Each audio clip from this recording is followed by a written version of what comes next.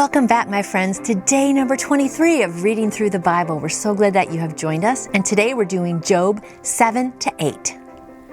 And I like to color these in red. And we've got 42 chapters in Job. And remember, this is one of the poetry sections. Job chapter 7. Does not man have a hard service on earth? Are not his days like those of a hired man? Like a slave longing for the evening shadows, or a hired man waiting eagerly for his wages. So I have been allotted months of futility, and nights of misery have been assigned to me. When I lie down, I think, how long before I get up? The night drags on, and I toss till dawn. My body is clothed with worms and scabs. My skin is broken and festering. My days are swifter than a weaver's shuttle, and they come to an end without hope. Remember, O God, that my life is but a breath. My eyes will never see happiness again. The eye that now sees me will see me no longer. You will look for me, but I will be no more. As a cloud vanishes and is gone, so he who goes down to the grave does not return. He will never come to his house again. His place will know him no more. Therefore, I will not keep silent.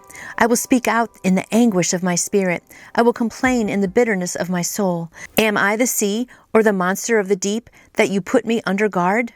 When I think my bed will comfort me and my couch will ease my complaint, even then, you frighten me with dreams and terrify me with visions, so that I prefer strangling and death rather than this body of mine.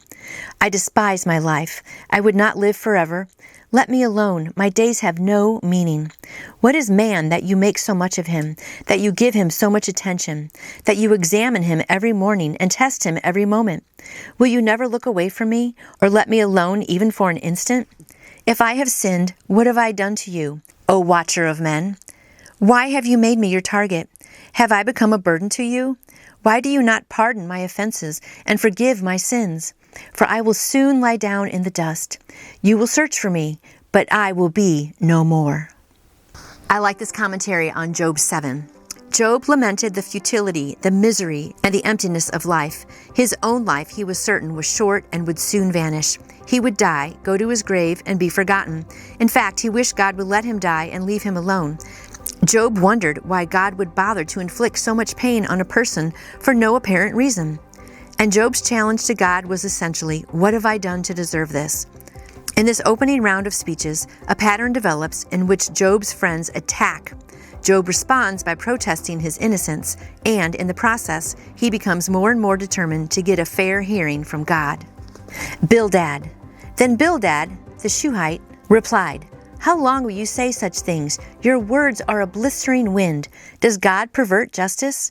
Does the Almighty pervert what is right? When your children sinned against him, he gave them over to the penalty of their sin.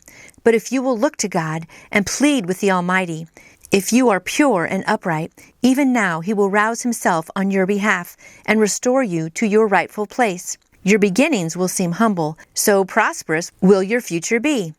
Ask the former generations and find out what their fathers learned. For we were born only yesterday and know nothing, and our days on earth are but a shadow. Will they not instruct you and tell you?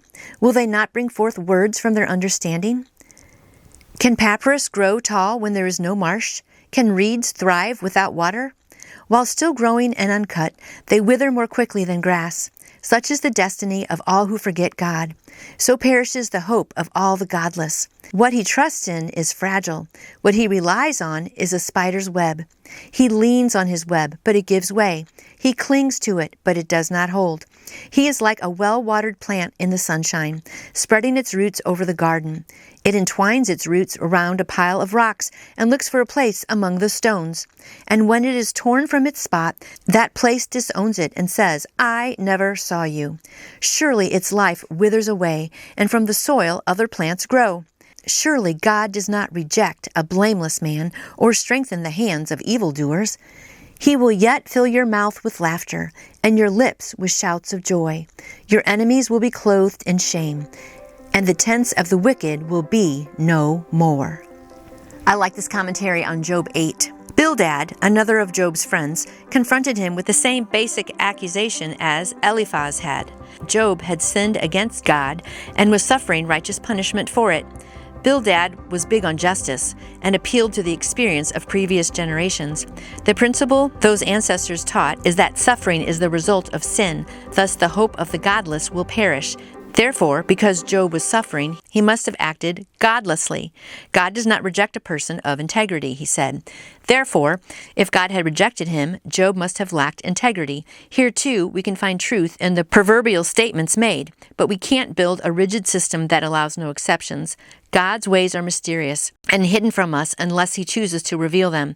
The hidden things belong to the Lord our God, but the revealed things belong to us and our children forever. Unlike Eliphaz, who at least started out gently, Bildad lacked discretion and mercy. He hit Job where it hurt the most, focusing on the loss of his children. He said, "Since your children sinned against God, he gave them over to their rebellion." While Bildad had no personal knowledge that Job's children had sinned, he simply assumed it because it fit with his cause and effect theology. But be warned, if you go around offering this sort of harsh counsel to those who are suffering, you need to repent. Bildad followed this accusation by telling Job his life would be better for him again if Job would just ask the Almighty for mercy and start living right. If Job changed his heart, God could change Job's circumstances. That, he asserted, was the only way God would stop afflicting Job and restore him to a life that was full of prosperity. Then Bildad reminded Job that these who live without God will die like plants without water. Yes, so at least last week we saw Eliphaz was a little more gentle. Bildad just kind of came in there, and that's just a good reminder. When people are suffering, don't point a finger at them.